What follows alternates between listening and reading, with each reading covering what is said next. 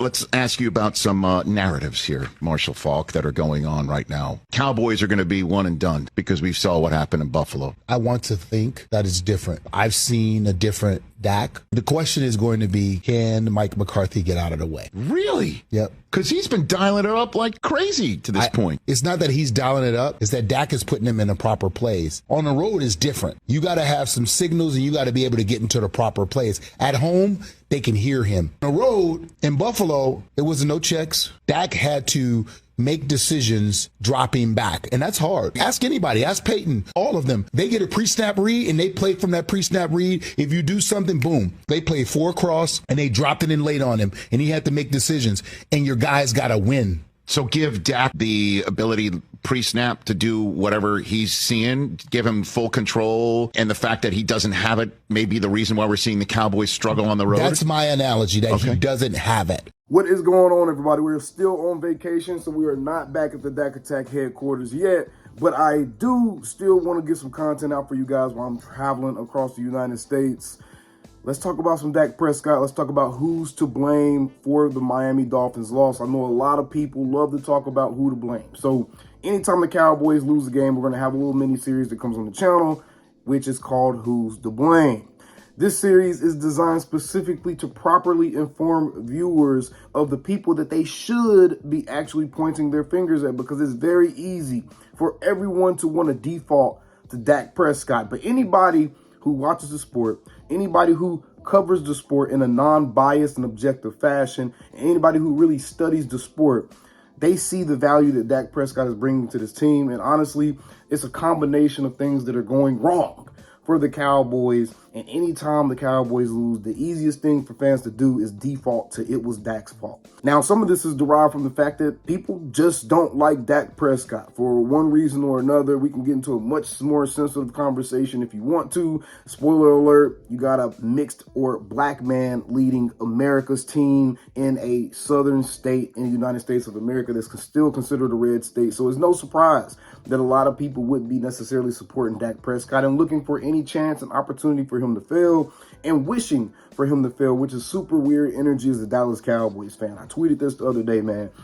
The most annoying thing in the world is watching a full football game, watching your quarterback do everything that's necessary to win that game, including throwing a game-winning touchdown against one of the best cornerbacks historically and this year still, against one of the best cornerbacks in the league in Jalen Ramsey, and you throw a game-winning touchdown and then the defense can't hold.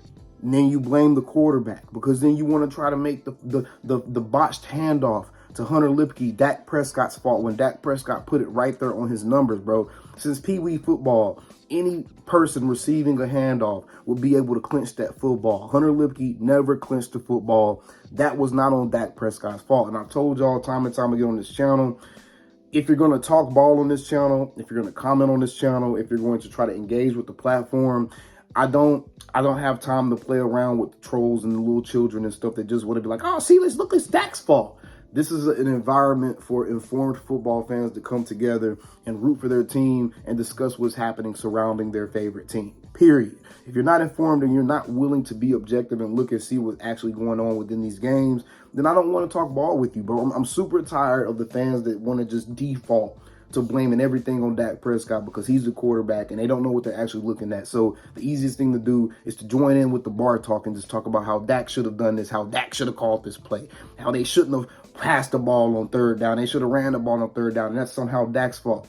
No, it's the play calling fault. Not everything is the quarterback is in control of. Dak isn't calling the plays on the field. Mike McCarthy is calling the plays on the field. Mike McCarthy is the reason we went almost 3 quarters without seeing CeeDee Lamb touch the ball in that game against the Dolphins. Mike McCarthy is the reason why we're passing the ball instead of doing a halfback dive or just a fullback dive to get a first down on 3rd and 1. Mike McCarthy is the reason we're getting cute on the goal line at the 1-yard line and giving the ball to Hunter Lipke instead of just doing a basic handoff, or allowing your 6'3", 225-pound quarterback to just do a quarterback sneak and stick that ball over the goal line and guarantee yourself 7 points. Tony Pollard is the player that's lacking field awareness and not doing a good job of attacking the holes that are available for him to attack.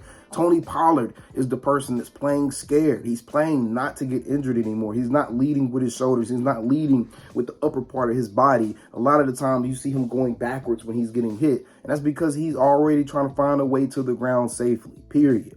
Tony Pollard is the person that is the reason why the Dallas Cowboys are unable to have a consistent rushing attack, because he's not built to be a lead back. It's nothing against Tony Pollard. I genuinely believe he is doing his best this year. I genuinely believe that. But sometimes doing your best isn't enough. Sometimes doing your best requires you to be in another role. And Tony Pollard was best as a change of pace back. The Tony Pollard featured back experiment has failed miserably. I kind of hold this against the front office, because if you're looking at Tony Pollard and you know this dude is coming off of a really, really nasty injury onto his lower body, to something that may affect the way he's able to run, there's no way you should be going into this season putting all of your eggs in Tony Pollard's basket and expecting him to come back and be able to not only do more than he was expected to do the last season, but also be who he was and live up to the franchise tag that he received this past offseason. Tony Pollard has been an abject failure as a lead back. As a player, he still has his use. I am not saying he's a trash player, he sucks, or his production is just putrid, because to be quite honest, his production has been about league average type of production. It's been decent statistically, but when you're actually watching the games, when you're seeing how much meat is getting left on the bones, when you're seeing the fact that he's falling to the ground before first contact is even being made, Tony Pollard he's been a big issue this year. Our left tackle, not only Chuma Edoga, he's a backup. We don't want him in the game anyways, but he's terrible, and he really doesn't have a place on this team, because if you can't get basic slide protections down, then what are we really doing here? But Tyron Smith, it's time to move on from Tyron Smith. I said it earlier this year, Tyron Smith has become so unreliable that he's more of a liability than an asset, even when he's playing great. When he is in the game, at this point in his career, he's more of a liability than he is an actual asset. And this happens time after time after time for the past 5, 6, 7 years. It seems like Tyron Smith will get injured at the damnedest times towards the end of the season, heading into the playoffs. We're having to battle Tyron Smith injuries damn near every year. It's time to actually draft your left tackle of the future. Leave Tyler Smith where he is because he's comfortable in that spot. It's time to draft your left tackle of the future. If Tyron wants to come back one more year, fine, but we're going to still use a high draft pick, getting this left tackle, a second or third round type of pick, getting this left tackle that's going to be able to sit behind you, develop, get his grown man weight up on him, and get stronger behind a Hall of Famer like Tyron Smith. So when he inevitably goes down again next season, we have the replacement ready to move in and just completely take over that spot. Time for Tyron to hang it up, bro. It really is. At this point, his health isn't allowing him to continue playing. He's been amazing this season. I don't want you guys to take this as if Tyron Smith has been an issue, because when he's been playing, he's honestly been pretty damn good. He's had a couple spots here and there where he might have got beaten badly, but for the large majority of the season, he's been one of the best left tackles in the National Football League this year. So Tyron Smith, production-wise, isn't an issue, but reliability and him being able to show up to work, that is becoming an issue. And obviously, Chuma Edoga gets a large part of blame for what happened in the Miami Dolphins game. It's just simple execution, simple techniques, the basics. Chuma Edoga really, really flubbed up the basics. There was times in that game where he was letting one of the most explosive pass rushers in the league, and Bradley Chubb, just run scot-free to the quarterback. Dak is just getting destroyed during the game, tons of pressures. It's just very hard to expect the quarterback to be able to sit back there and give plays time to develop when you're getting constantly pressured, when you're having to get flushed out of the pocket. And a lot of you guys go back and look at this film and you're like, hey, look, he missed this guy right here. But you have to understand, bro, you have never been in that pocket. You've never been on that football field in that pocket with people bearing down on you and you're having to escape. It doesn't work like Madden. You're not going to just run across to your right and you still see everything open on the left side of the field. No, if you're running right, you're looking to the right because that's the most logical pass that you can make. You don't want to be running right and trying to throw back to your left to somebody over here. We saw what happened with that. Mac Jones threw an interception against the Cowboys doing that very thing. So those of you guys are just looking for a reason to blame Dak Prescott. I'm going to say this now. I feel like a lot of you guys need to really do some soul searching. You need to look inward and figure out what it is about that dude that's making you want to hate him so much, because still, even to this point, Dak Prescott is still having a better season than the person who's probably going to win MVP this year, which is Lamar Jackson, based off of how they just beat the 49ers. He's probably going to end up getting MVP. And Dak Prescott is still washing Lamar Jackson in every single passing category that doesn't have anything to do with being a runner.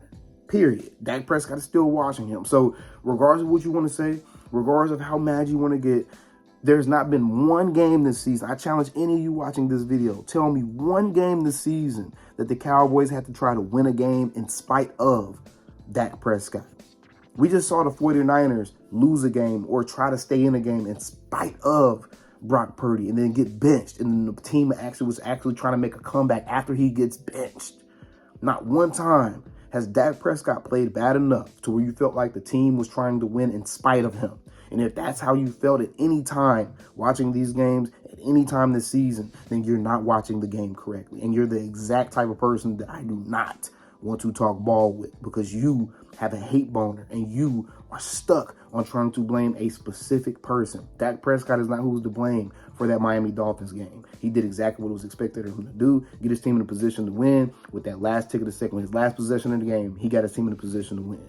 Mike McCarthy deserves a lot of blame for what happened against Miami. Again, his play calling just gets so freaking weird on the road. I don't know if it's because Dak has more control at the line of scrimmage when they're at home versus when they're on the road. I'm not sure if that's what it is, and Dak is getting them in and out of the right plays more frequently at home, because on the road, the crowd noise is probably going to prevent them from doing a lot of the communication stuff that they do at home. And I think that's why we're seeing a lot of the differences, because we do see Dak doing a lot of checks and kind of really diagnosing the defense at home and talking to his guys. But on the road, we don't really see that.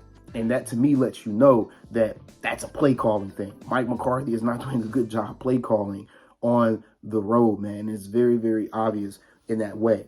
Obviously, Chuma Edoga deserves some blame, but I'm also going to give some of that blame to the other left tackle, which is Tyron Smith, for not being available. So we have Mike McCarthy, we have Chuma Edoga / Tyron Smith, we have 100% Tony Pollard is leaving way too much meat on the bone. He's making boneheaded decisions and cutting into the end zone. He should be running to the pylon. Why are you not running to the pylon, Tony?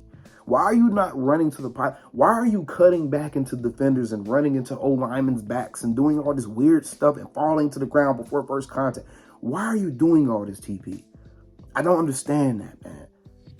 But you have Tony Pollard doing all this. Micah Parsons actually played pretty well. He played a lot of off ball in his last game. He played pretty well. He was actually able to have more of an impact on the game. He was still able to get his hands on the quarterback and registered half of a sack in that game. Michael Parsons played pretty well. I hate, and this is where Dan Quinn is getting a lot of the blame for what happened.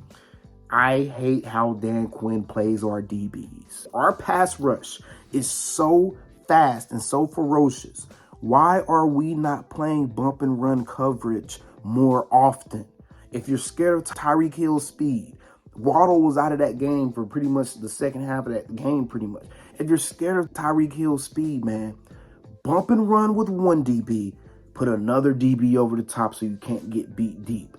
Have a zone sitting in the middle of the field so you can't get beat on a cross, or if he outruns the person that just tried to play the bump and run and he runs away from the zone on that side of the field, that cover two on that side of the field.